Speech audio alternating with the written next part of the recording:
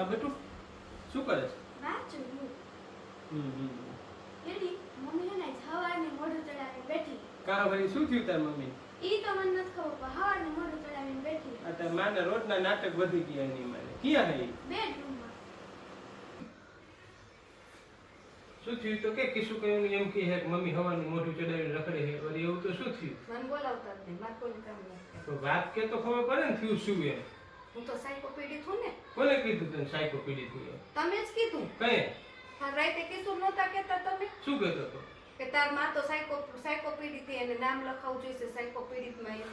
અરે ગાંધી સાયકોપીડિત નહીં એમ કહેતો હતો. તાર બાનું નામ સાયકોપીડિત નહીં સાયકો એન્સાઇક્લોપીડિયામાં લખવાનું કહેતો હતો હું. હા અમને ખબર હો, અમને આવડે ઇંગ્લિશ હવે. એન્સાઇક્લોપીડિયામાં કહેતો હતો. એન્સાઇક્લોપીડિયા એટલે કોઈ પણ માણસનું જીવન ચરિત્ર હોય ને એ ગૂગલમાં નાખે ને એટલે એનું બધું આવે ને એને એન્સાઇક્લોપીડિયા કહેવાય. તું એ વાતનું વચ્ચેસર કરી નાખેશ ને મોઢું ચડાવી રખડે સવારની વાતમાં હોય નહીં કાંઈ. ઈ હાચું? આ ખોટું બોલવું. સોરી. સોરી વારી સાની મુની રસોઈ બનાવ જા.